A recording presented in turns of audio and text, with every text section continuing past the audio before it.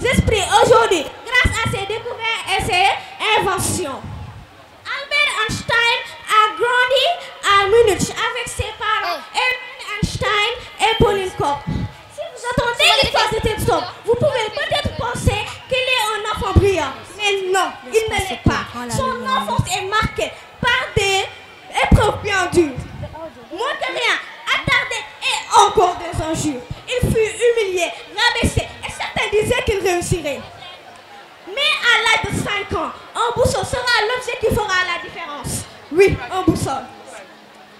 Il sera l'objet qui fera la différence. Enfant déjà, il aimait les sciences, les découvertes et les expériences. Malgré sa dyslexie, il fut inarrêtable. Malgré qu'il parlait que tardivement, sa curiosité fut insatiable. C'est cette détermination qui l'a mené vers le chemin des découvertes et des inventions. Mais malheureusement, ce n'est pas la fin des événements. Quoi? Comment ça?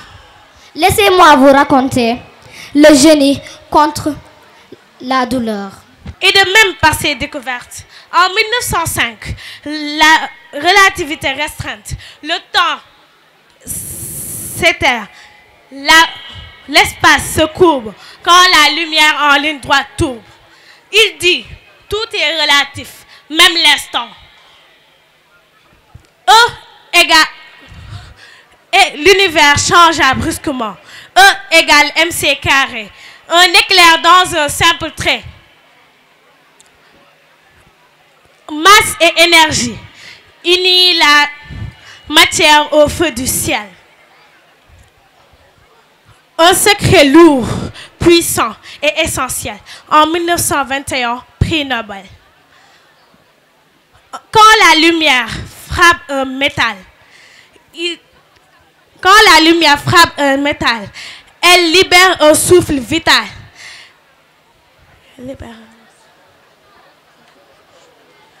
Il prouve alors avec éclat que la lumière est... Applaudissez s'il vous plaît. Laissez-moi continuer. En 1920, une maladie grave atteint notre génie. Et ceci est nul autre.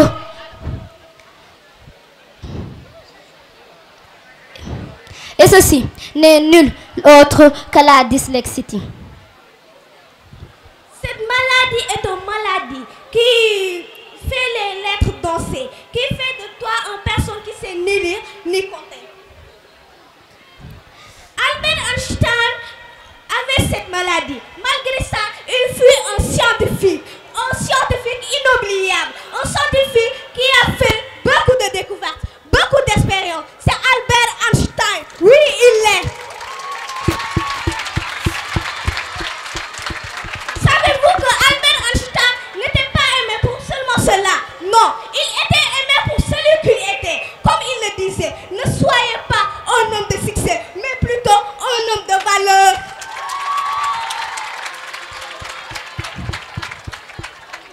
N'abandonnez jamais, ne laissez personne vous décourager, car l'effort fait les forts et l'abandon fait les faibles. Chaque scientifique est un fort, chaque scientifique est quelqu'un qui est fort, courageux ou bien courageux. On est des scientifiques, on est fort et on fait des efforts. Albert Einstein est un scientifique exemplaire. Merci. Nous allons donner à Adama pour continuer. La gravité n'est qu'un pli d'un tissu vaste et subtil. Les astres y tracent leur sillon, courbant l'espace et forgeant l'horizon. Et tant d'autres qui seraient un sujet d'une discussion bien longue. Et c'est par sa science et sa poésie que Albert Einstein à faire parler l'univers et la vie. Merci beaucoup. Et avant que vous applaudissiez, Mademoiselle Toro, ce qu'elle a dit là, elle a juste improvisé. Elle ne l'a pas du tout apprise, tout ce qu'elle a dit. Elle ne l'a pas du tout apprise, elle l'a improvisé devant vous. Car vous savez, la passion enflamme l'âme, comme on dit. La passion, elle enflamme l'âme. Quand on aime, c'est incroyable quand on aime. Et ces trois jeunes scientifiques sont venus nous parler d'Albert. D'Albert Einstein, certains disent que c'est un anglais. C'est pas un anglais, c'est un allemand. Oui, l'Allemagne a connu. De l'Allemagne est né le plus grand, le plus reconnu de tous les scientifiques. Cher public, donnez-moi son nom s'il vous plaît. C'est qui? Albert Einstein. Plus fort. Albert Einstein. Merci beaucoup. Applaudissez-moi ces demoiselles. Comme Sénégal, ben bopula. Ken mënu ko xaj ñaar. Regardez-moi la carte du Sénégal. Au niveau du nez, nous pouvons trouver la presqu'île du Cap-Vert, où se trouvent les Lébou. Ces jeunes braves pêcheurs. Sans eux, aurions-nous du poisson? Non, je me demande. Les Lébou, présente.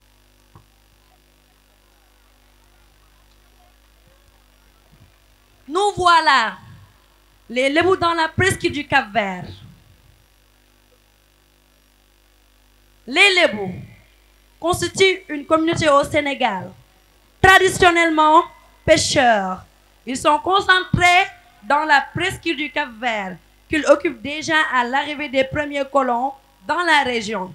Ils parlent le Wolof et sont un sous-groupe de l'ethnie Wolof. Et nous sommes désormais majoritairement musulmans, mais on conserve des pratiques issues de notre religion traditionnelle. Man aw Lébu lama suñu mag yu njëkk yi daan nañu wax ni baatu Lébu mi ngi jóge ci lépp, raconter des histoires. Parce que le parler Lébu est un peu imagé. Il parle en images. Par exemple, la mer de la Grande Côte suñu mbokk Lébu yi di ko wax géej Galawaay. Géej Galawaay nag yaakaar naa ñu bëri ràññee nañ ko ci ville yi nekk Dakar yi gën a siiw muy Géejawaay. Bu loolu weesoo Lébu buñ ko waxaan sa xel ci géej lay njëkk a ne. Am nañ yeneen xeeti baax lii di suñu danse traditionnelle comme daw rabine. Ndëpp nag bokk na ci suñu activité yoo xamante ni gën nañ koo sàmb. Suñuy baax ak suñuy teranga buñ ko naree wax yaakaar naa luñ fi jógee mën naa ne Lébu mooy Sénégal. Voici les Lébou. Plus haut, nous pouvons trouver le Podor, non loin de la Mauritanie et du fleuve Sénégal, où se situent les Peuls ainsi que les Nars. Allez mes amis, présentez-vous.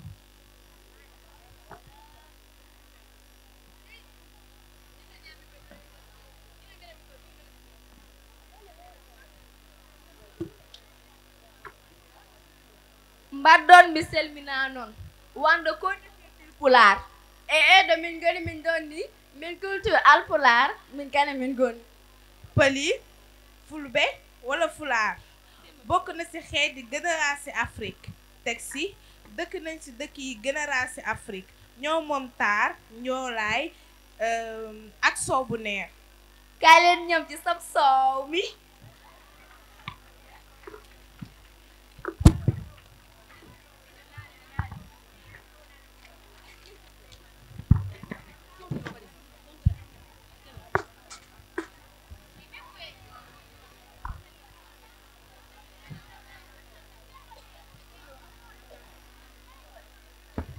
Assalamu alaikum likum kamlin yuma sana kamlin sana kadamkum bakan mulikum tafakna bala manata wallu gadiyan salami kalima lukti baktarafkum li astafakna Sénégal raas wahid.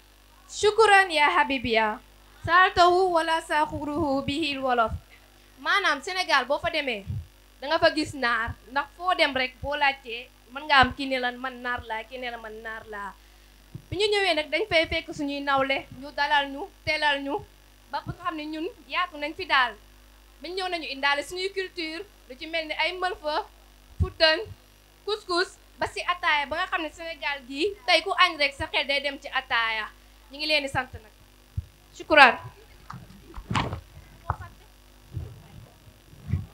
Voici les nains. Au centre, nous pouvons y trouver le Bawol, ville où nous trouvons les Wolofs. Eux, leur culture est très simple, riche et variée. En général, les gens pensent que les Wolofs sont des gens hyperactifs. Mais non, ce sont des gens très calmes. Les Wolofs, présentez-vous.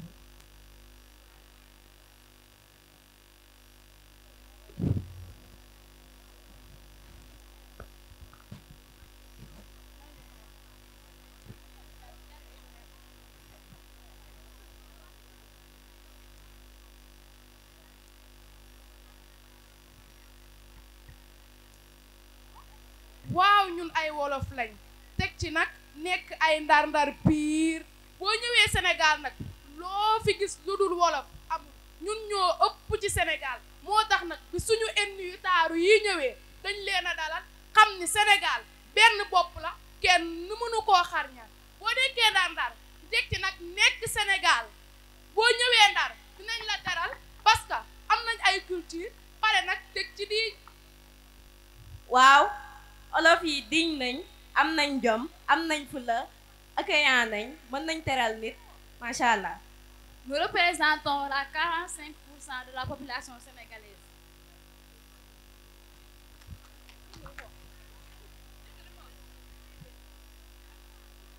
Comme ni ko suñu mbokk sénégalais olof yi waxee Sénégal benn bopp la kenn mënu ko xaaj ñaar. Plus bas, au nord de la Gambie, nous pouvons y trouver les Sérères, plus précisément dans la ville du Sine Saloum. Ah, man de moom cere séeréer laay lekk.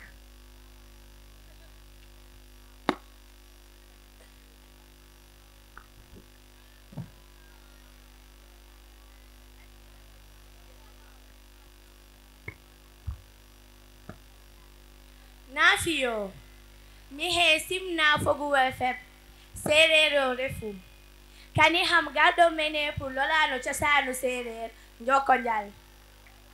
salaamaaleykum mbooloo mi ñun ñoo fi teewal séeréer yi jóge ba Sine Saloum plus particulièrement dans le bassin arachidier ñun ñoo soqeekoo ci Buur Sine Coumba Ndoffène Diouf. Nafiyo ñun ñii ñooy culture séeréer su ñëwee tey dañuy ñëw wax leen ci séeréer ñun nag ku ñu xam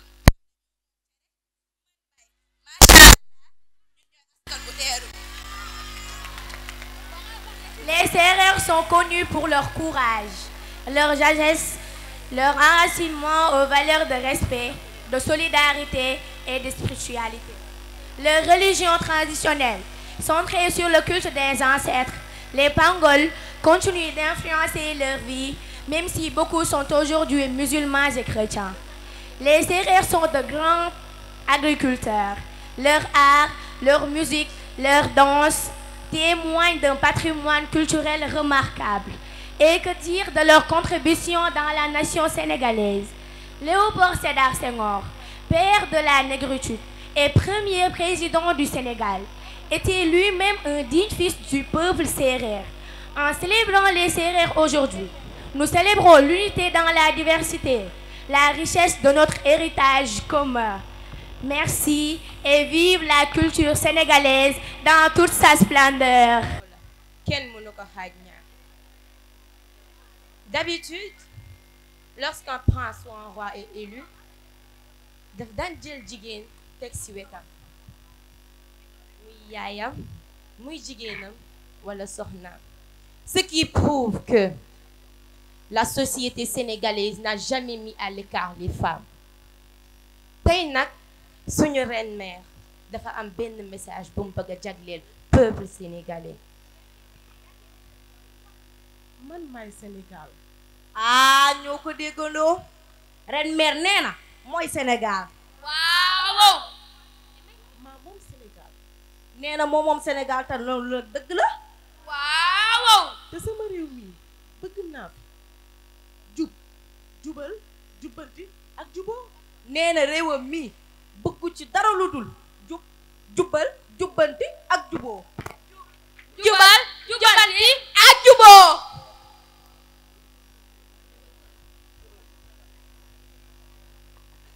Sénégal benn bopp la kenn mënu ko xar ñaar joyeusement Sénégal benn bopp la. nee na Sénégal benn bopp la te kenn mënu koo xar ñaar géologiquement kenn bopp la kenn mënu koo xar ñaar. historiquement Sénégal benn bopp la kenn mënu. historiquement tamit Sénégal benn bopp la kenn mënu koo xar ñaar. socialement Sénégal benn bopp la kenn mënu ko. socialement Sénégal benn bopp la kenn mënu ko xar ñaar. politiquement rek moo ci des te maa ngi ñaan waa Sénégal yëpp ñu booloo dem politique dem dialogue national ñu def Sénégal benn bopp. nee na politiquement kese moo ci des te nee na dafa bëgg yéen ñii di ay doomam yéen ñii di ay mbokkam ñu dem ba ca dialogue national ba ñu xool nuñ dajalee suñu bopp kon nag ñoo ko déggandoo.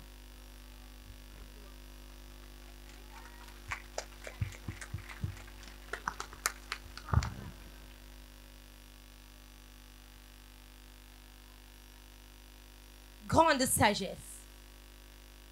Notre capacité à atteindre l'unité dans la diversité constituera la beauté et le défi de notre civilisation.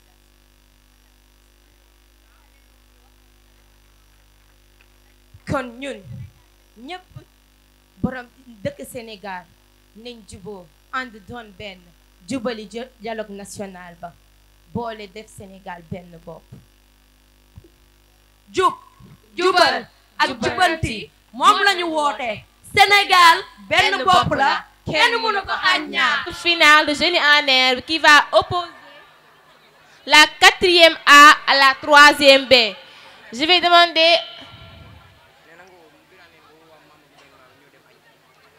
tous les membres du gouvernement sont convoqués par Birane d'urgence. Vous êtes convoqués urgemment par le tonton Birane. Je vais donner la parole à la classe de 4e A pour qu'il se présente. Bonsoir, c'est Boussombo de la 4e A. Bonsoir, c'est Baye de la classe de 4e A. Bonsoir, c'est Jessie, c'est de la 4e A. Bonsoir tout le monde, c'est Ndeye Safetou Lo de la 4e A. Bonsoir tout le monde, c'est Sonia Mariam Bousso Diop de la 4e A. Bonsoir tout le monde, je me nomme Fama Sil de la 4e A.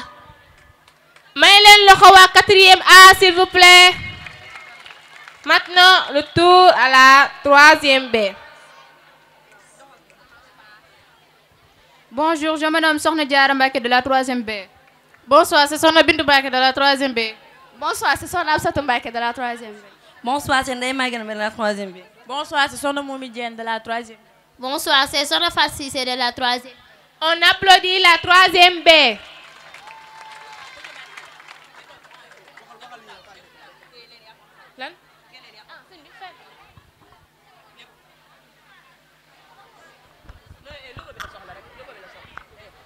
Donc, je commence par l'épelle-moi.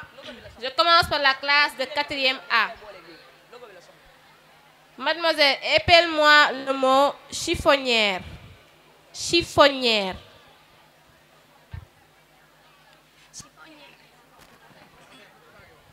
Chiffonnière s'écrit C-H-I-2-F-O-2-N-I accent grave R-E. Chiffonnière s'écrit C-H-I-2-F-O-2-N-I accent grave R-E. 10 points. Deuxième mot. Épelle-moi le mot pneumatique. Pneumatique. Pneumatique s'écrit P-N-E-U-M-A-T-I-Q-U-E. 10 points. Épelez-moi le mot exacerbé. Exacerbé. Exacerbé s'écrit E-G-Z. La réplique.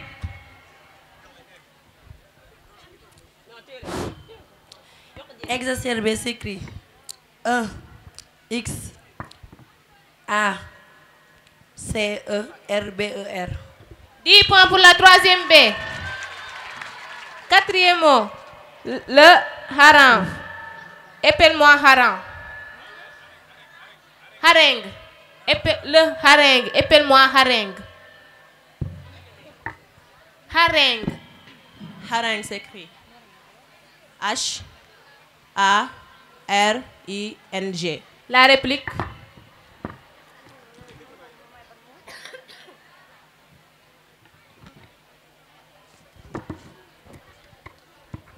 H-A-R-I-N-G.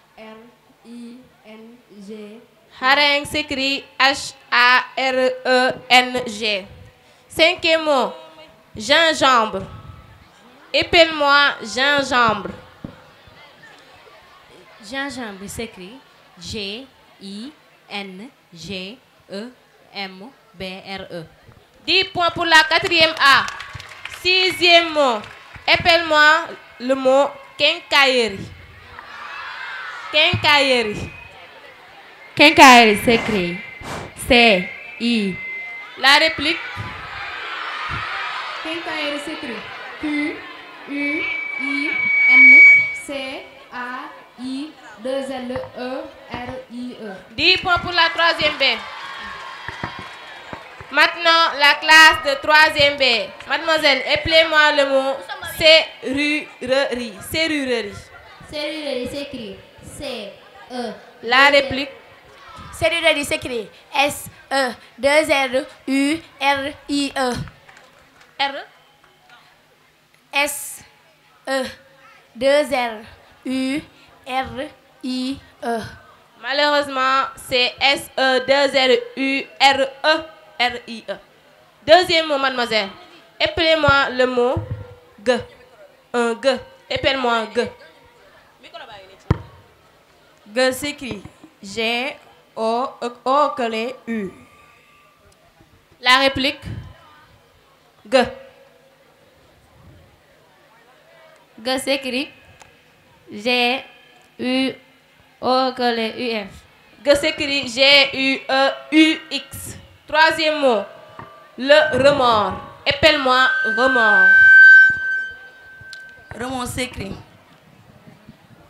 R-E-M-O-R-D.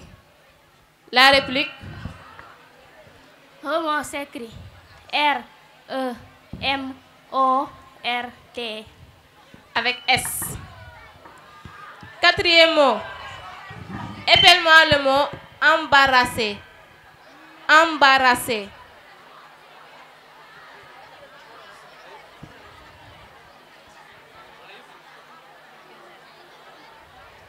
Embarrassé s'écrit E-M-B-A-2-R-A-2-S-E-R. 10 points pour la troisième B. Cinquième question. Un saurien. Appelle-moi saurien. Saurien. S'écrit S-O-R-I-E-N. La réplique. Saurien. Saurien s'écrit S-C-A-U.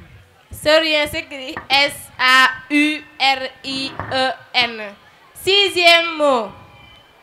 Sentiment. Sentiment. Sentiment s'écrit S-C-I-N-T-I-2-L-E-M-E-N-T. 10 points pour la troisième B. Maintenant, on commence la deuxième séance d'épelle-moi par la quatrième A. Mademoiselle, un cauchemar.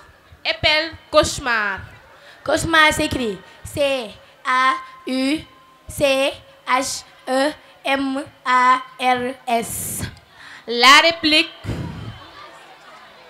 Un cauchemar s'écrit C-A-U-C-H-E-M-A-R-S. S-A-R-D. 10 points. Mademoiselle, épelle-moi le mot échymose. Échymose. Échymose, oui. Échymose s'écrit accent aigu. La réplique. Qui là? Échymose s'écrit E, Q. Échymose s'écrit E-2-C-H-I-M-O-S-E. Ok.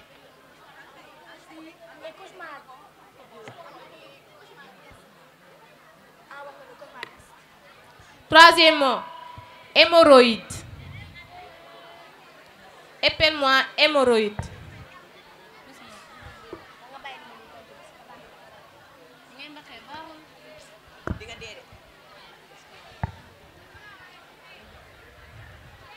Hémorroïde s'écrit E. La réplique. Hémorroïde s'écrit H, accent aigu, M, O, R. R, O, I, tréma, D, E. Hémorroïde s'écrit H, accent aigu, M, O, R, O. Malheureusement, c'est avec 2 R. Quatrième mot. Épelle-moi le mot chrysanthème. Chrysanthème. Chrysanthème s'écrit C, R, I. La réplique.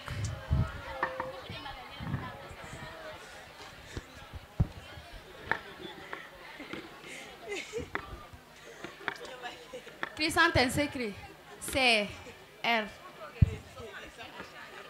Chrysanthème s'écrit C-H-R-Y-S-A-N-T-H-E-M-E. Mademoiselle, épelle-moi le mot asphyxie. Asphyxie. Asphyxie s'écrit A-S-P-H-Y-X-I-E. 10 points pour la quatrième A.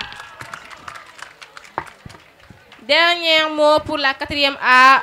Gargouille. Gargouille. Gargouille s'écrit G A R G O U I 2 L I E. La réplique. Gargouille s'écrit G A R G O U I 2 L E. C'est avec S, il n'y a pas de E. Maintenant, deuxième séance d'épelle-moi pour la troisième B. Premier mot, mademoiselle, épelle-moi Zéphyr. Zéphyr. Zéphyr s'écrit S. La réplique. Zéphyr. Zéphyr. Zéphyr s'écrit C. C'est avec Z, E, accent aigu, P, H, I, Y, R. Deuxième mot. Zizan. Zizan. Zizan. Zigan. Zigan. Zigan s'écrit Z, Y. La réplique. Zigan.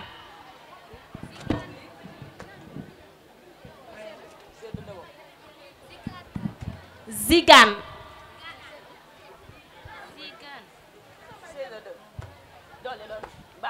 X.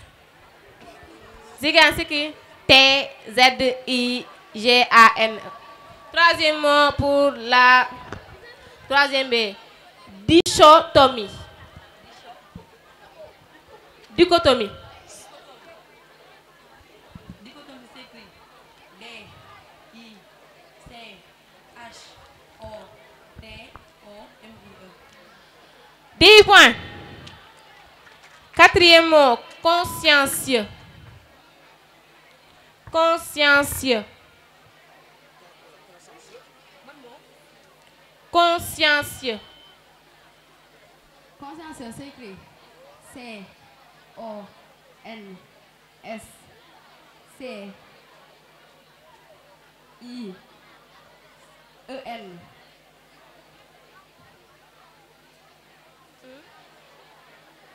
C-I-E-U-X. 10 points pour la troisième B. Cinquième mot. Boursouflure. Boursouflure. Boursouflure s'écrit B-O-U-R-S-O-U-F-L-U-R-E. 10 points. Sixième mot. Hypothétique.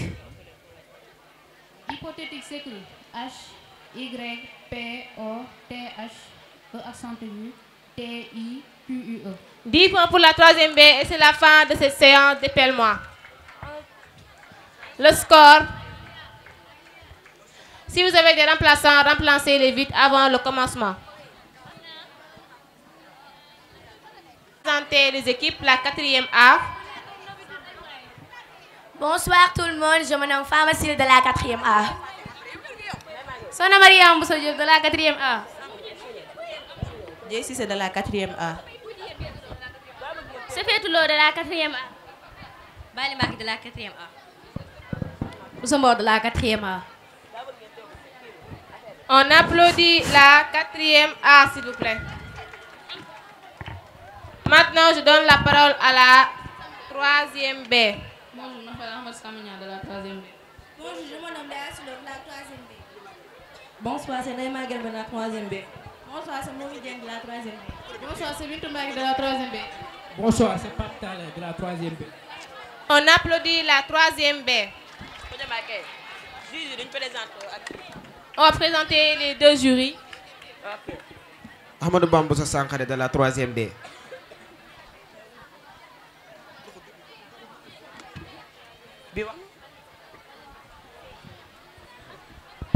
Bonsoir, je me nomme Bousso Pirinel de la 3e C. On les applaudit très fort. Monsieur, présentez-vous. Bonsoir, c'est M. Bow, professeur de sciences physiques au lycée OCM Kerbadjel Maï. Bonsoir à tout le monde, c'est Mohamed Fall de la 3e D. On applaudit les pointeurs, mesdames et messieurs.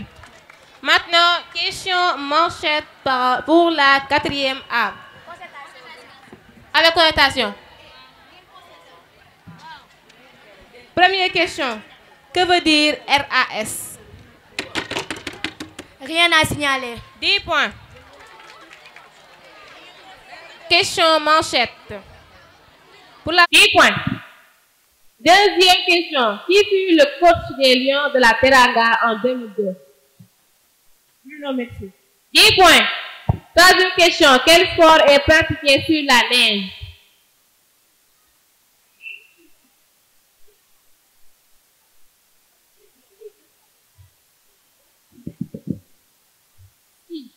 Point. Quatrième question. Quelle est la planète la plus proche du Soleil? Mercure. 10 points. Maintenant, association. Pour la 4e A. Trouvez les capitales. Costa Rica. Costa Rica. Deuxième pays. Chili. Chili. Troisième pays, Haïti. Haïti. Quatrième pays, Jamaïque. Jamaïque. Vous avez droit à 1 minute. 10 points pour la 4e A. Costa Rica, San José. Chili, Santiago, Jamaïque, Kingston.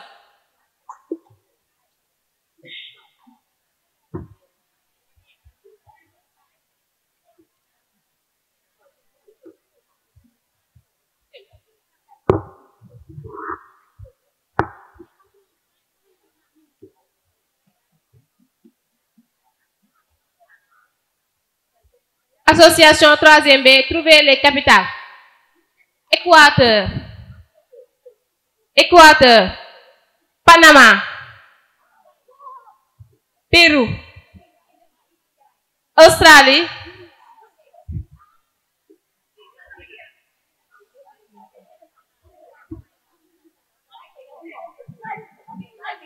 Pérou.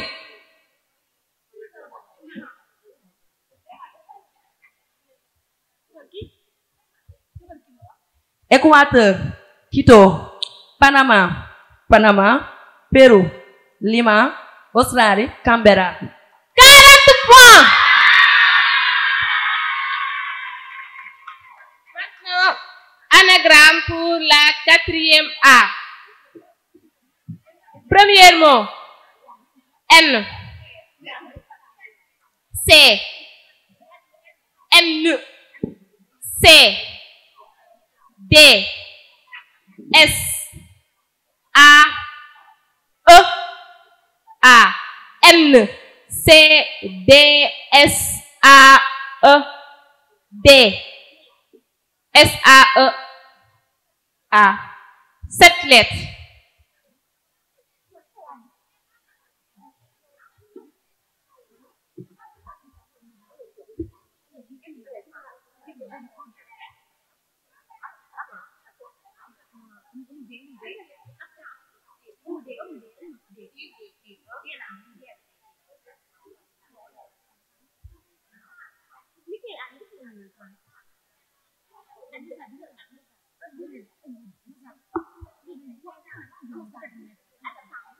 Temps écoulé. Temps écoulé, le mot c'est cadenas. Deuxième mot, T, T, E, S, O, I, L, I, A, T, E, S, R, O, I, L, I, A. C'est 9 lettres.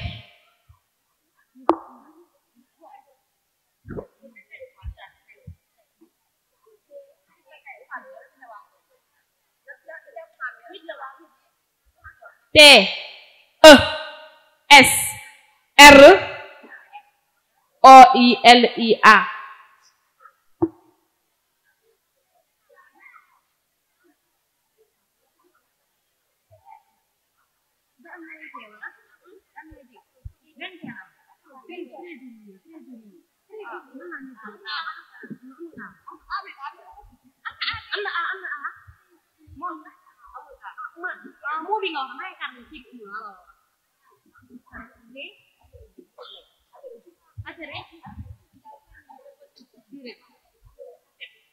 Temps écoulé.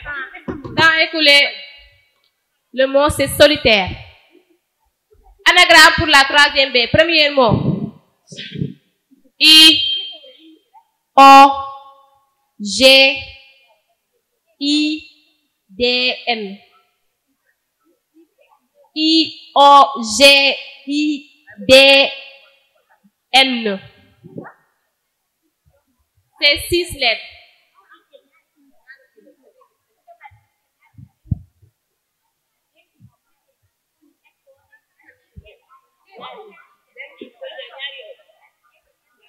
Hello.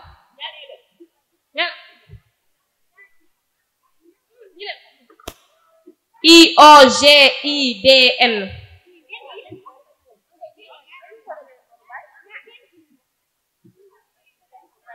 Temps écoulé. Temps écoulé, le mot c'est indigo. Deuxième mot, A, P, P, P, N, E accent aigu, I, L, C, 7 lettres. A, P, N, E accent aigu, I, L, C, waaw. 30 secondes.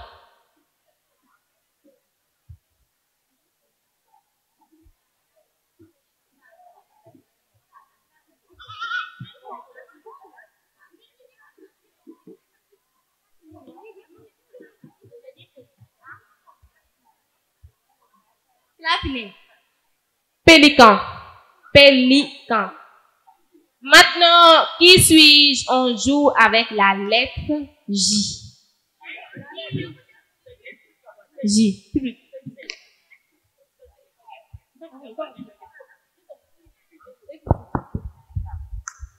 Donc, première question. Surveillez bien. Monsieur, surveillez bien. Merci.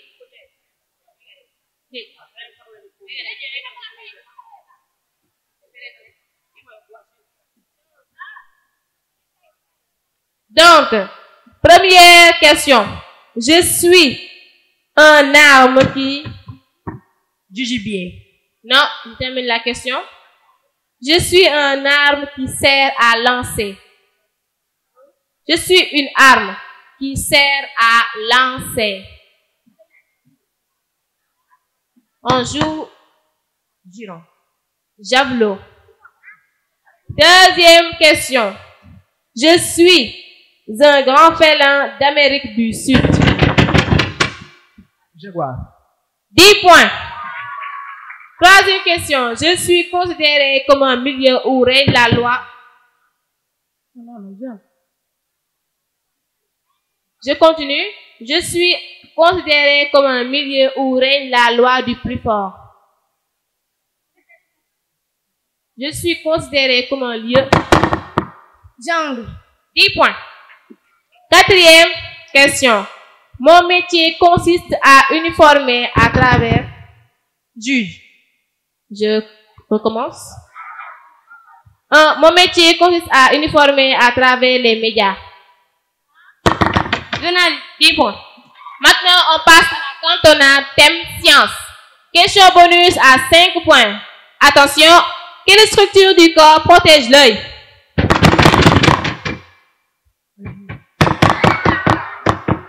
La pupille. Je descends. C'est les paupières. Quelle structure rigide constitue la charpente du corps? Ossature. Non. Quelle structure rigide constitue la charpente du corps? Les os. Non, je descends. Le squelette. Quelle est la charge d'un cachon?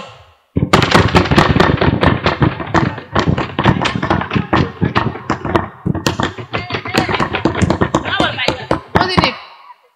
5 points.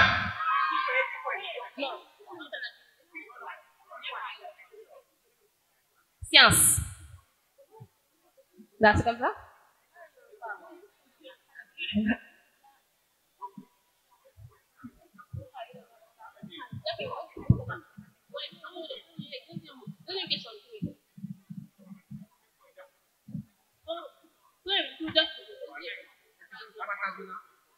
Deuxième lañ jàpp. looy xool. looy xool yow. 10 points et la troisième B remporte le cantonade. En partager. Partager. Ok, la cantonade. Avec ou sans connotation? Avec connotation. 10. C'est 10 points. Donc, avec connotation, vous avez 30 secondes. Attention. Première question pour la cantonade. Quelle articulation relie la jambe au pied?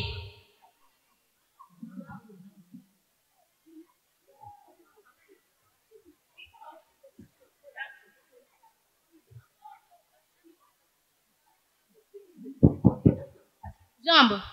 C'est la cheville. Quatrième et dernière question. Quel élément chimique a pour numéro atomique Z égale 6?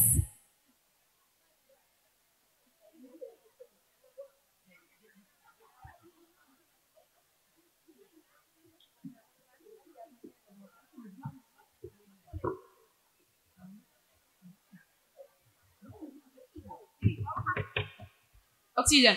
Carbone. Maintenant, on passe aux mathématiques.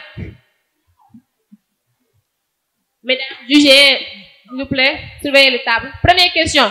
Que représente le point de rencontre des diagonales d'un rectangle? Ça représente le point de concours du centre du cercle. Centre symétrique. 10 points. Deuxième question. 4,2 multiplié par 3,5. 4,2 multiplié par 3,5.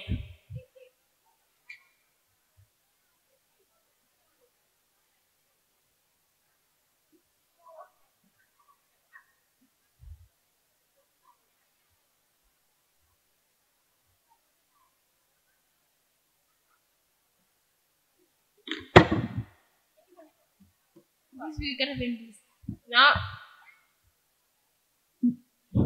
14,70. C'est 14,7. 14,70. 10 points. Troisième question. 782 moins 348. 782 moins 348. 434. 10 points. Quatrième question. 9,6 divisé par 1,2.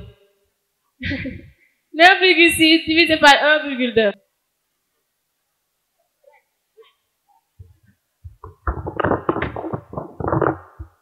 9,3.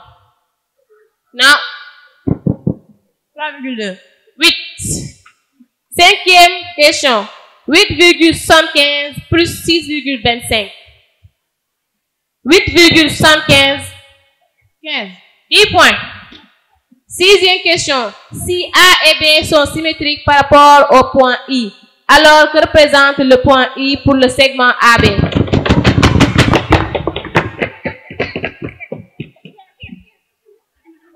Le centre. Non. Milieu.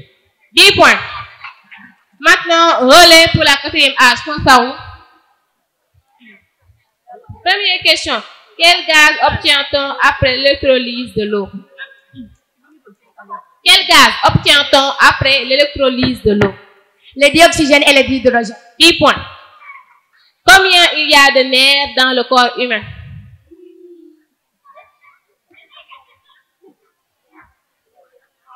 Combien y a-t-il de nerfs? 5. Relais interrompu. C'est 86 nerfs. Merci beaucoup, monsieur As. Maintenant, relais pour la troisième B. Je commence par première question. Comment appelle-t-on les ressources issues de la mer?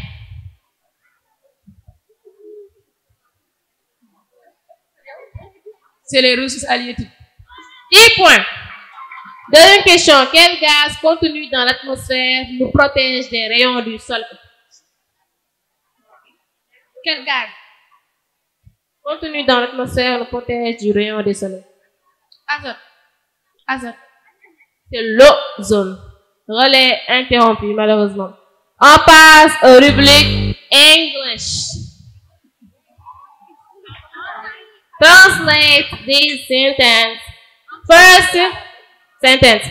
Ce n'est pas une bonne carte. That's not a good card. It's not a good.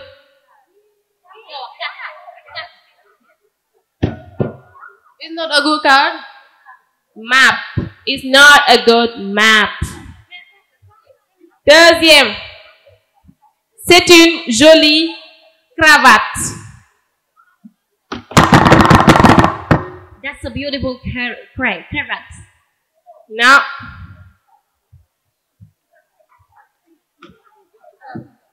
That's a nice tea.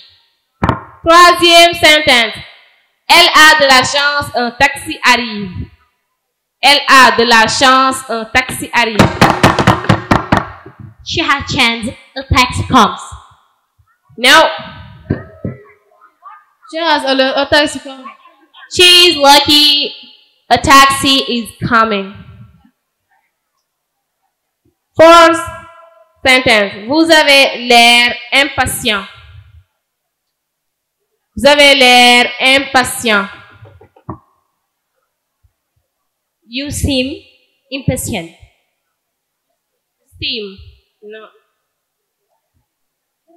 Réplique.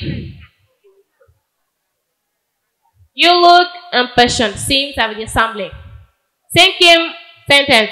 John aime conduire vite. John aime conduire vite. John can drive. George drive fastly. John likes to drive fast. Sixième phrase. Il dépense beaucoup d'argent. Il dépense. Much money. Spent much. Non. He spent much money. 10 points pour la 3e B. Maintenant, j'appelle celui qui a les questions pour la religion pour les poser.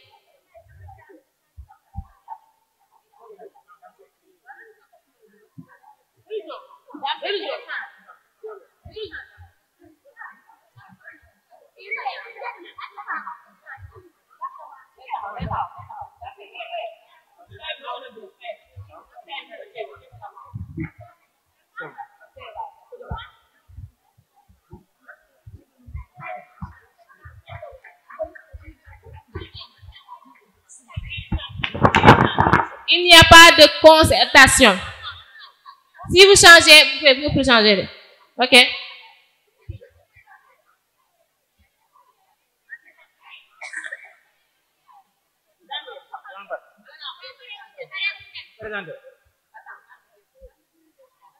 Voilà.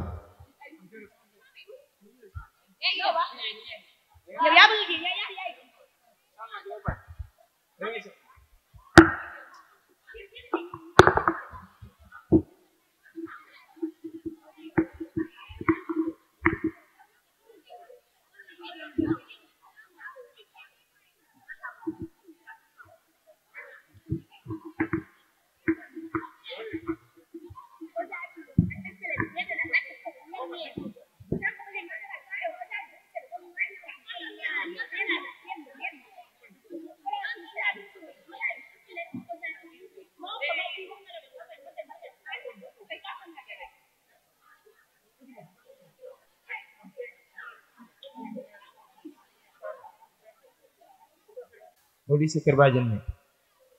Donc, pour les questions religieuses, 6 questions de 10 points. Pour la première question, qui est la mère de Sokhna Diarra Bousso? Il faut attendre la fin de la question. Ça, Astawala Mbacke. Bon, elle marque à moitié parce que la question c'était qui est la mère? Non, monsieur Maud. Dame. Donc, je prends la question pour les 4e. Pour la 3e B. Ah, ok. Qui est la mère de Sokhna Diarra Bousso et où a-t-elle été inhumée? Où a-t-elle été inhumée?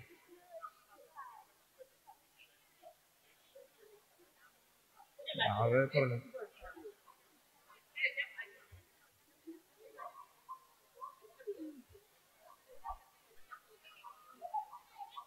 La réponse. Sa mère, c'est Sokhna Astawala Mbacke. Elle a été inhumée au Waalo. Non.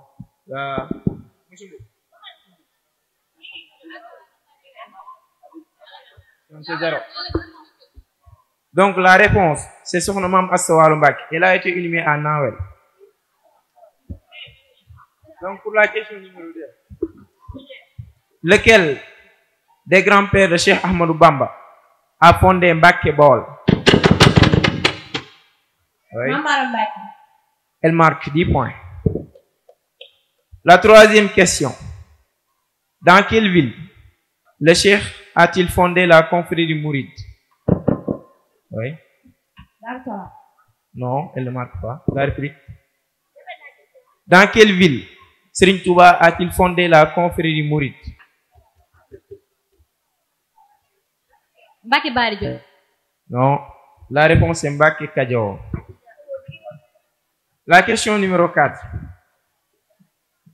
Quel est le premier village visité par le Cheikh après son retour de son exil en Mauritanie? Le premier village visité par Serigne Touba après son retour en exil de Mauritanie.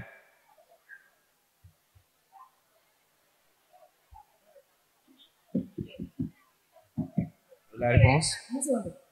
Non, elle ne marque pas. La réplique? Bari Cissé. Non, non, elle ne marque pas.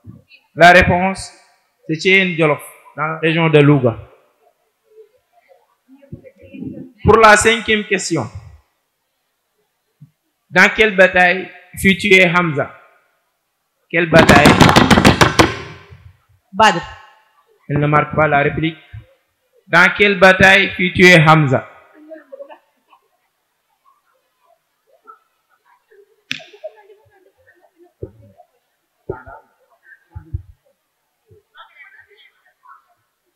Temps écoulé. La réponse est Uhud. Uhud. Maintenant, pour la 6e et dernière question, je vais vous donner 5 noms de femmes du prophète Mohammed sallallahu alayhi wa sallam. Vous allez noter. 4 noms. 4.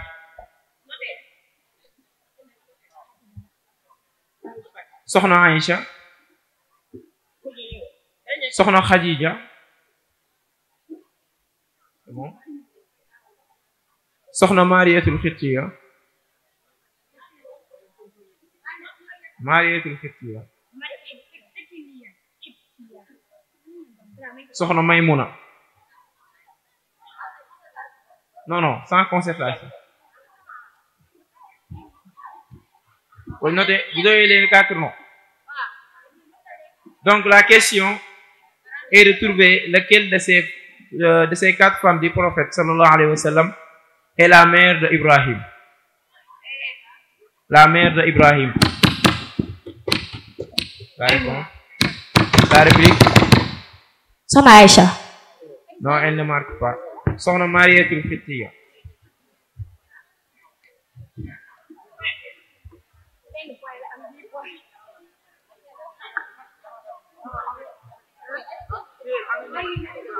Merci beaucoup, monsieur.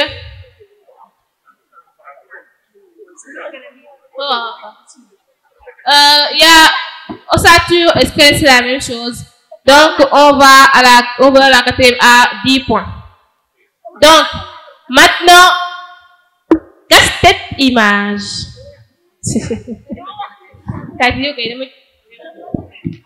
Donc, casse-tête image. T'es le micro, vous avez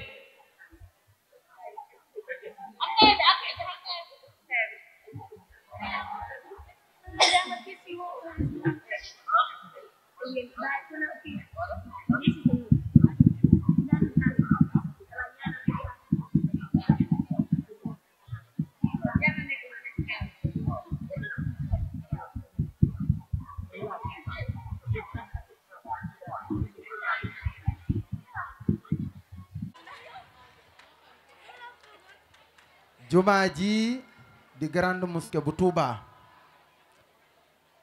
biñ ko inauguré sëñ Fallou moo njëkk a nekk imam bi di fi jiite àjjuma actuel nii kan mooy imam bi? Cheikh Abdou Rafahi. non. Sëñ Fallou Mbacké. sëñ Fallou Mbacké. ban sëñ Fallou Mbacké?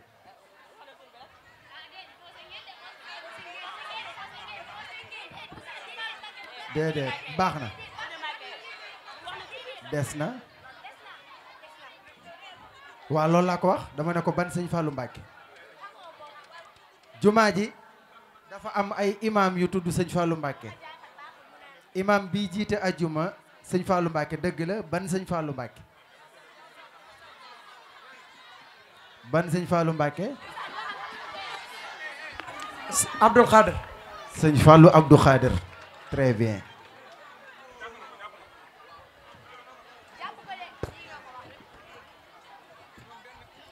Merci beaucoup, Oustaz, pour cette séance de religion. Maintenant, je recommence mon suspense. Oustaz dama yàqal sama suspense. Dama def suspense, Oustaz yàqal ma. Dama koy defaat. Damay suspendraat. Qui est cet homme?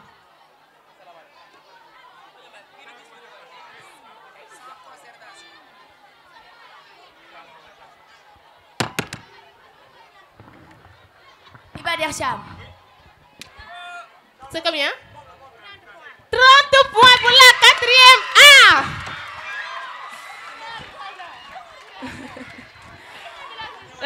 La 4e A revient en force, on dirait. Merci beaucoup. Maintenant, identification.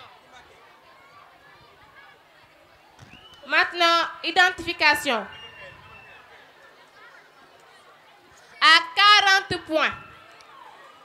C'est un lieu de sport inauguré le 31 octobre 1985. C'est un lieu de sport inauguré le 31 octobre. Non. Santiago Bernabéu. À 30 points. Il a été renommé en 2001. Il a été renommé en 2001. Non. Stade Lat Dior. À 20 points. Il s'appelait Stade de l'Amitié. Il s'appelait Stade de l'Amitié.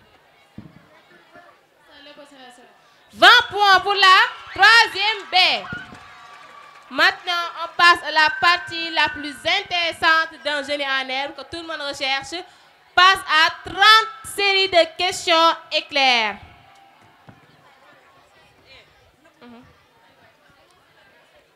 Première question. Quelle est la sanction suprême dans un match de football? Carton rouge. 10 points. Deuxième question. Qui est l'auteur de la citation « Science sans conscience n'est qu'une ruine » François Rabelais. Troisième question. Quel est le nom de l'instrument à cordes joué avec un archet? Violon. 10 points. En quelle année l'indépendance des USA a-t-elle été? 1779. Non. En quelle année l'indépendance des USA a-t-elle été proclamée? Le 4 juillet 1790. C'est en 1776. Cinquième question. Quelle est la plus grande île du monde? Le Groenland. 10 points. Sixième question. Quelle mer sépare l'Afrique de l'Europe? Mer Rouge. Non. Quelle? La Méditerranée. 10 points. Septième question. Quelle est l'œuvre d'art de Léonard de Vinci? La Joconde. 10 points. Septième question. Huitième question. Quel adjectif qualificatif est relatif au mot pasteur? Pastoral. 10 points. Neuvième question. Quel adjectif qualificatif est relatif au mot témoin? Testimonial. 10 points. Dixième question. Quelle ville est surnommée la ville blanche? Paris. Casablanca. 10 points. Onzième question. Quelle ville est surnommée le Paris de l'Orient? Beyrouth. 10 points. Douzième question. Quelle est la deuxième forme d'art? Cinéma. La musique. La sculpture. Treizième question. Quel continent est surnommé le vieux continent? L'Europe. 10 points. Quatrième question. Que signifie l'expression avoir le cafard? Avoir la traque. Non. Être fatigué. Sentir triste.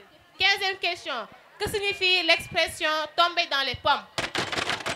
S'évanouir. 10 points. 6e question. Comment on appelle la vache d'1 an et demi? Une vache d'1 an et demi. Un veau. Non. Un veau. Un génise. 7e question. Dans quel pays d'Asie se trouve la ville de Bangol? Philippines. Inde. 10 points. Comment appelle-t-on les habitants de Malawi?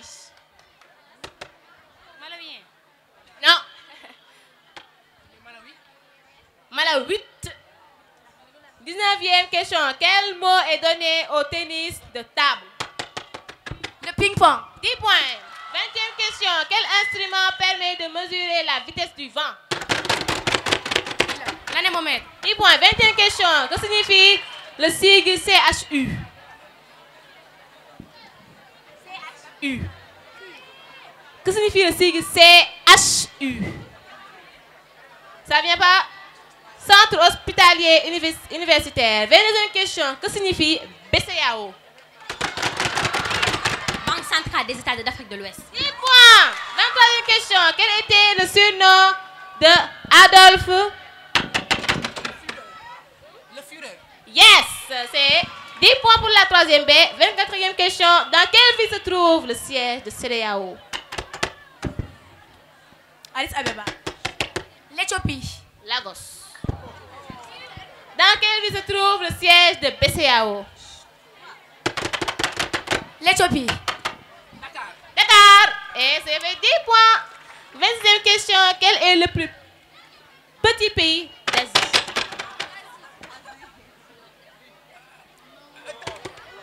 Chili. Singapour. 27e question. Qui est le 44e président? Barack Obama. Barack Obama. 10 points. 28. 28e question. Quel est l'ancien nom du Mali? Soudan français. Ouais, ça fait 10 points. 29e question. Comment appelle-t-on l'élevage intensif des volailles? L'aviculture. Volaille. Aviculture. 10 points. Maintenant, dernière question pour cette finale de Génie en herbe. Comment appelle-t-on l'élevage des abeilles? L'aviculture. 10 points, c'est la fin de cette séance de Génie en herbe opposant la 4e A à la 3e B.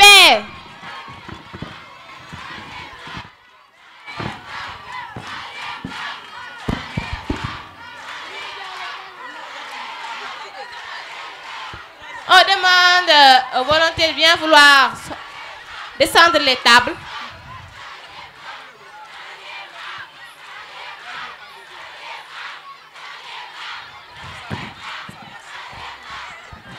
Très bon match. C'était un excellent. Même si élève 4e yi ñoo gënoon lan mooy ñëw. théâtre moo force ma ndax ñi dañuy fay. ñan ñoo ñëw. Soda Diop, vous êtes appelé sur scène.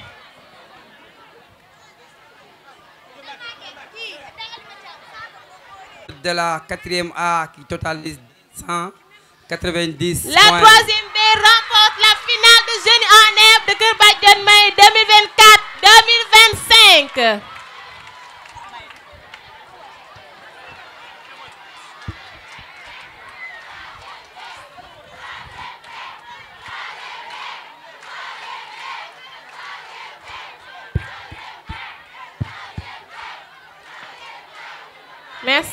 Merci beaucoup, cher public. C'est bon maintenant, ça suffit. Maintenant, il est l'heure d'émerveiller vos yeux. Car c'est petit, les uns plus que les autres. Donc, ce tableau, on n'a pas le nom des créateurs, mais c'est vraiment un tableau magnifique. Donc, déjà, je commence par introduire l'art. Si un jour, je me soutenais devant vous, cher public, je m'adresse à vous.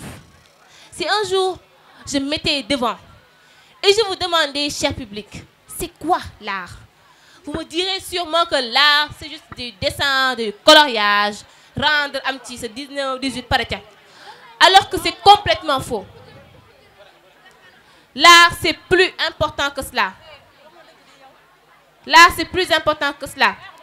Car certains parents pensent que art, mooy maanaam da ngay dem ci école ba dessiner ñu may la sa benn 17 ou sa benn 18 nga pare ca, alors que art, c'est beaucoup plus profond que ça. Pour approfondir dans le vif du sujet, Mademoiselle Soda Diop, vous avez la parole. Bonsoir, cher public. C'est avec un grand honneur que je vous salue, mesdames et messieurs. Eh bien, moi, je suis Soda Diop de la 3e D.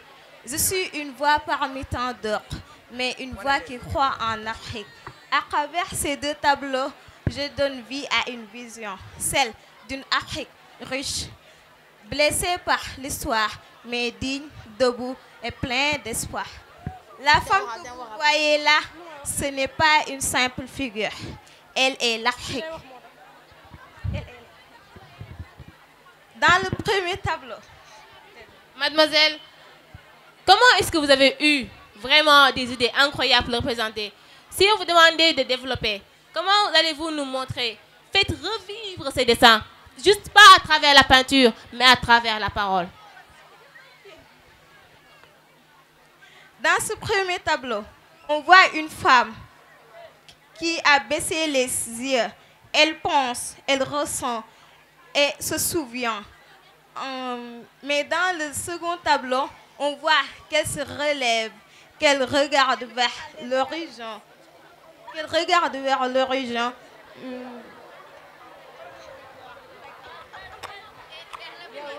Elle a un peu peur du public. Mais en tout cas, ce qu'elle veut révéler, c'est qu'à travers ce tableau, par rapport au premier tableau, vous voyez que la femme, elle a baissé la tête. Si vous voyez dans le premier tableau sur le job, elle a baissé la tête. Et maintenant là, elle relève la tête. Elle se dit, je suis africain. Donc, c'est pas que je suis noire, que je suis plus... C'est pas que je suis noire, c'est que je suis inférieure. Alors que c'est tout à fait le contraire. C'est pas la couleur de la peau qui définit ton rang, ni ton statut, ni ton intelligence. Nous, peuple d'Afrique, nous sommes plus forts que nous le pensons. Donc, ce tableau a été réalisé par Soro Diop, mesdames les parents, mesdames et messieurs. Ce tableau a été réalisé par Soro Diop de la 4e D. C'est en vente. Troisième D.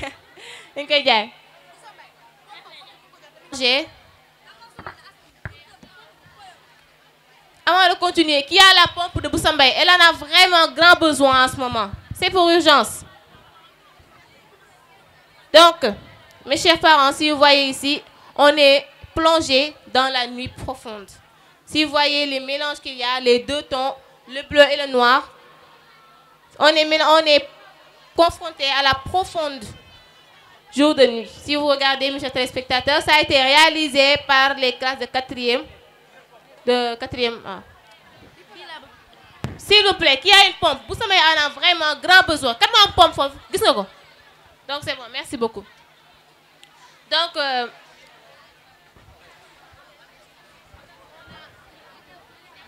ici on a un autre tableau. Donc c'est presque le même, chers parents. Mais c'est un peu différent de la première. Donc, ici c'est un peu relatif. Madame, aujourd'hui, si vous voyez, si vous regardez très bien, on nous montre l'œuvre d'art qu'il représente. Voici l'œuvre d'art, mes chers élèves. Ça a été réalisé par des élèves de la 4e B. C'était l'année dernière. Donc, l'ensemble du tableau, chers parents, c'est pour vous dire que art n'écoute madame Dong dessin colorié, c'est beaucoup plus fort que ça. Les artistes sont connus pour être des personnes qui analysent, qui interprètent les situations pour les tourner à leur faveur. Madame, ni ko xamantene da ngay man dessin da am leneen lu muy yé ci yow nekku ne dong da ngay dessin donc paré ci. Non, dessin day yé madame l'esprit créatif de l'enfant. Même si xalé bi dafa judd am problème expression, am problème wax, à travers le dessin, il exprime ses sentiments. À travers les couleurs, il exprime ce qu'il ressent. À travers les traits, il exprime ses mots d'humeur. Dans le dessin, chaque trait compte. Chaque ligne compte. Chaque couleur est posée dans le bon endroit, là où elle correspond. Donc, c'était l'exposé sur l'art. Merci beaucoup, cher public, pour l'attention que vous nous portez. Merci beaucoup. Chers invités, chers élèves, chers parents d'élèves, chers collègues, comme on a l'habitude de le faire, la cellule de mathématiques procède chaque année à un test de niveau en mathématiques pour tous les niveaux, de la 6e à la 3e. Vous n'êtes pas sans savoir que l'année passée, votre CM, votre établissement a été primé au niveau national. Donc, on avait fait le test national et on avait remporté le prix national en mathématiques. Mais malheureusement, cette année, on a perdu le prix. Mais on vous donne rendez-vous l'année prochaine, Inch'Allah. Parce qu'à l'issue des épreuves administrées par la cellule de mathématiques, on a pu désigner pour chaque niveau, une Miss et un Djawriñ. Et maintenant, chaque Miss et chaque Djawriñ sera récompensé à sa juste valeur. Donc, pour ne pas monopoliser la parole, je vais passer la parole à M. Ndiaye, qui va continuer. Merci beaucoup, M. Gaï. Alors, chers élèves, je vous demande votre attention. Ce moment est solennel et important pour nous. Vous êtes sans savoir que l'enseignement et l'apprentissage des mathématiques est d'une valeur capitale. Et ici, à Keur Badiane May, nous ne cesserons jamais d'encourager les élèves à être de futurs scientifiques dans sa globalité. M. Biaye me disait tout à l'heure qu'il y a également des sciences humaines. Donc tout repose sur la science. Les mathématiques également sont très importantes dans la mesure où elles vous offrent, ou bien elles nous offrent à nous tous des outils pour résoudre toutes sortes de problèmes. Nombreux sont les domaines qui utilisent les mathématiques, les outils mathématiques. La physique, la chimie et j'en passe. Ici à Keur Badiane May, vous êtes tous des Miss Math et vous êtes tous des jawriñ mathématiques. Et je voudrais vos applaudissements pour vous-même. Mais également, qui dit sélectionner, dit éliminer. Mais le collège Keur Badiane May n'a pas de déméritant. Vous avez tous mérité, mais comme je le répète, qui dit sélectionner, dit d'office éliminé. Alors sans plus tarder, nous allons procéder à la remise des prix Miss et jawriñ. Miss mathématique, un concept national certes, mais jawriñ mathématique, un concept local. Ça ne se trouve pas ailleurs, budul à Keur Badiane May. Le choix du mot jawriñ n'est pas gratuit. Nous sommes à Touba, je vous le rappelle. Et à Keur Badiane May, nous avons même un daara. Donc, pour ne pas entretenir l'attente et la suspense, je vais dévoiler le jawriñ mathématique en classe de 6e, qui est Mohamed Bamba de la 6e Majalis. Mohamed Bamba Ndiaye, il est là.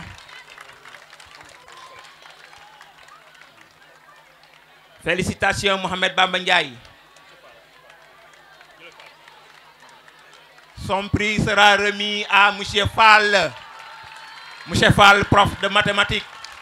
L'éminent professeur de mathématiques, M. Fall, de la classe de Majalis. Merci beaucoup.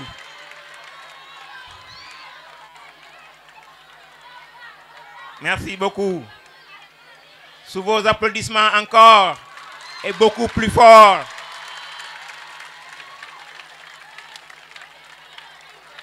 Merci. Merci. Toujours.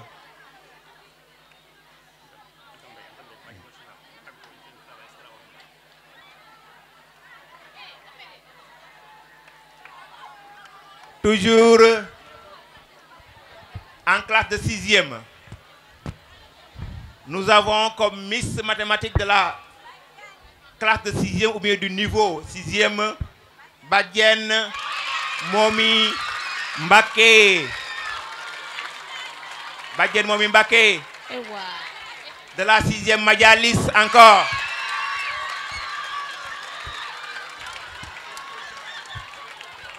Badiane Momi Mbaké, elle est là. Badiane Momi qui vient de loin. Ouais, tatu baye, tan ngeen for nak. Na for. Ah. Son prix sera remis par la badienne de l'établissement. Je veux nommer Tata Antambaye. Tata Mbaye ñëwal jugal. Bismillah, bismillah. Tout le monde a remarqué le travail qu'elle abat au sein de l'établissement.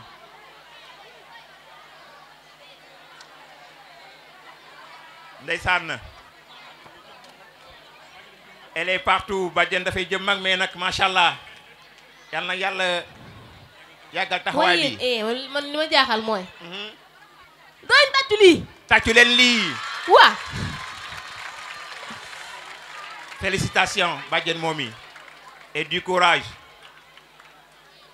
On est Miss une fois, on est Miss toujours. Nous passons maintenant au niveau de des classes de 5e.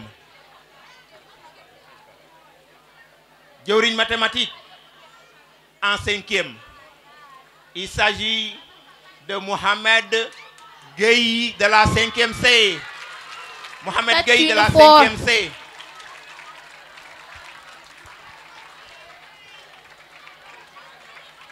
Son prix sera remis par le khalife général des informaticiens. Est-ce que vous le connaissez? Le khalife général de Koulou informaticien. C'est notre cher principal du collège, je veux nommer Birane Diaw. Tonton Birane,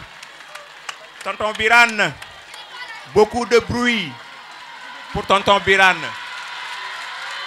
Beaucoup de bruit pour Tonton Birane. Merci, Tonton Birane. Là, Tonton Birane, là. Mais t'as dit lui, ouais, Tonton Birane. Moi, quelle école. Mohamed Gueye, félicitations. Quelle collège. Moi, quelle collège. Ah. La Miss Mathématiques en 5e nous vient de la 5e A. 5e A. 5e A. 5e A. Eh, ouais. Il s'agit de qui? Il s'agit de Assoumben Mbaye. Machallah, that's Lily. What 5e? Is that too far? Assoumben Mbaye de la 5e A.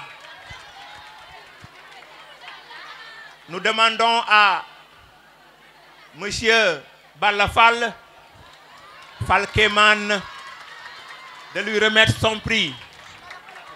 Lui vraiment Keman, le coordinateur du gouvernement scolaire. À Monsieur Balafal. Faites beaucoup de bruit pour votre coordinateur. Clap your hand.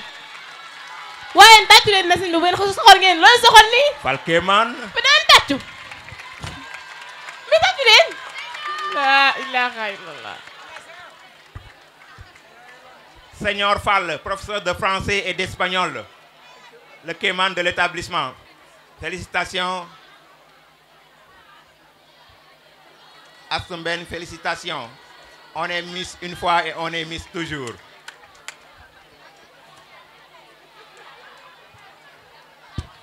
Merci beaucoup, M. Fall.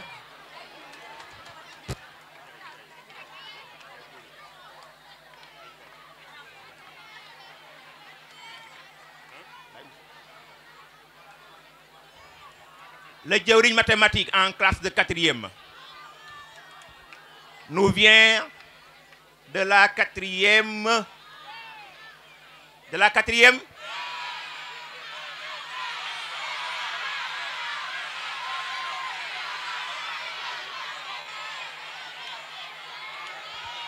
De la 4e A, B, C, D jusqu'à Z2. De la 4e B. Serigne Fallou Niang. Serigne Fallou Niang de la 4e B. La 4e B. Félicitations à vous. Sëñ bi ñëwal. La 4e B. Serigne Fallou waay sama maam. Sama maam Serigne Fallou. Non sama maam la nag. Serigne Fallou. Nous demandons à M. Ndiaye. M. Ndiaye, prof de mathématiques, de venir lui donner son prix. Félicitations à M. Serigne Fallou Niang. Ay waay tàccu leen lii. Ah.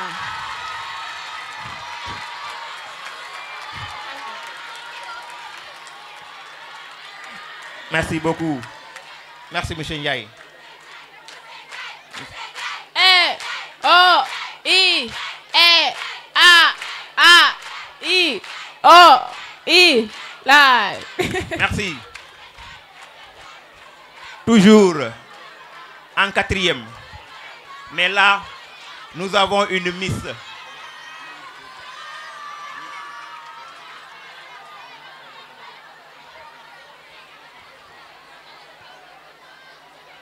La Miss mathématique de la classe de 3e et 4e Miss mathématique. On vient de donner à Serigne Fallou le prix de Diaourigne. Maintenant la Miss est... C'est qui? Syll Fama. Tatueli. Machallah. Sona Fama wa ñëw ci biir. Sama Fama moo tudd. Syll a tout simplement confirmé parce qu'elle a été sélectionnée. Fama Syll, est-ce qu'elle est là? Mais la Fama? Elle a tout simplement confirmé. Elle n'est pas là. Mais quelqu'un de la 4e A peut venir représenter Fama Syll.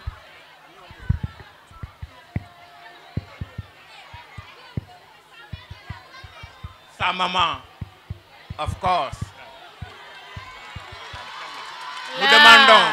Machallah, machallah. Machallah, maman. Jërëjëfati. Le prix sera remis par M. Thiam. M. Thiam, professeur de mathématiques et de S.V. Monsieur Thiam. Aja defuleen. Tàccu leen bu baax a baax. Monsieur Thiam. Monsieur Thiam.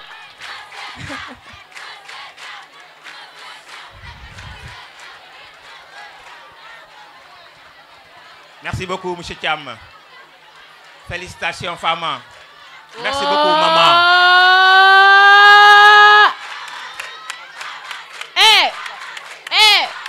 O. Fama est là. Y. Z. Et wa. Oh, c'est mignon ça, waay. Yow si c'est mignon sëñ bi jëlal ma nii waay.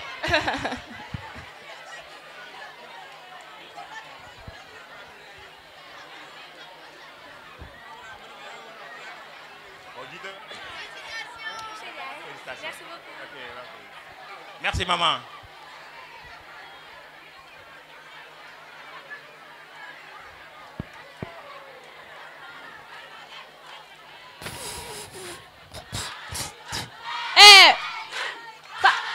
Ay waay.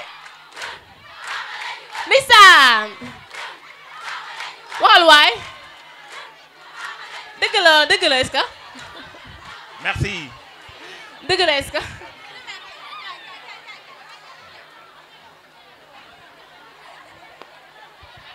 Maintenant, nous en sommes au niveau 3e. La 3e A, la 3e B, la 3e C et la 3e D. On commence par la Miss ou le Diaourigne? Diaourigne. Diaourigne. Dans les génies en herbe, l'éducation artistique, il s'agit de qui? Monsieur Mbodj.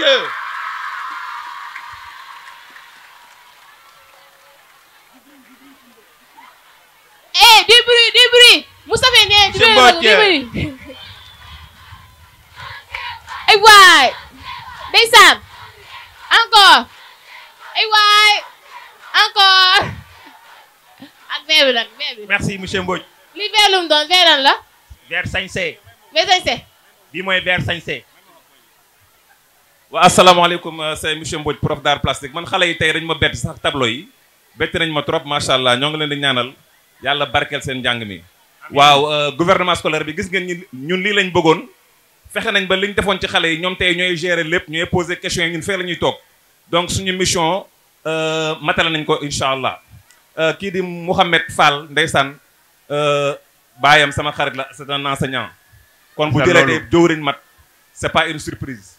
Mouhamed ñoo ngi lay ñaanal prix bi yàlla na ci yeneen prix top te nga soro ci njàng mi am BFM d'office am bac ak mention am master 1 master 2 doctorat agrégation. Amiin. Ñoo ko fekk waay. kii sëñ bi xam benn prix modeste. séddewuñ de. troisième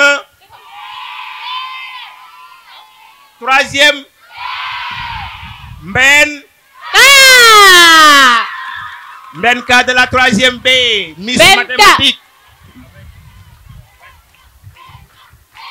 Mbène Ka est là. Mbène Ka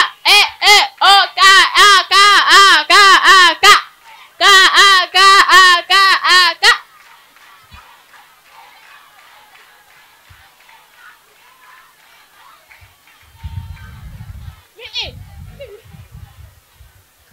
Mbène Ka Miss Mathématiques édition 2025. Niveau 3e. Félicitations.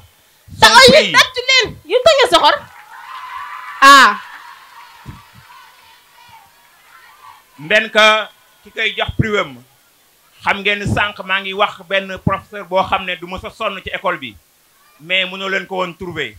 Qu'est-ce que ça prouve? li muy wane mooy fii ñëpp dañoo impliqué wu. parce que kii may waaja woo moom tamit kenn gënu ko sonn ci école bi. diine ji mat na kan la ah Oustaz Moutada Sylla pour donner à Mbène Ka son prix. ay waay soxor baaxut de waaye doon tàccu la góor ñeene te foofu doon tàccu. maa ngi wax ne Mbène Ka sujet bi ñu joxe woon pour concours Miss Mathématiques bi moo ngi ci am une note de 20 sur 20. Félicitations. macha allah tàccu leen nii ay waay tàccu leen. métti na waay. Merci beaucoup. Félicitations jërëjëf Oustaz. kon nag je vais remettre la parole à koo xam ne s'il vous plaît après on va jubiler. Je vais remettre la parole à monsieur Gaye. Tout le mérite lui revient. Il encadre l'encadreur des élèves.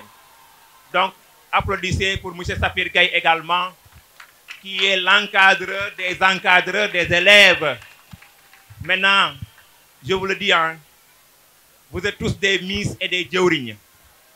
Continuez dans cette lancée parce que les mathématiques dafa am importance pour le cursus scolaire, mais également pour la vie courante.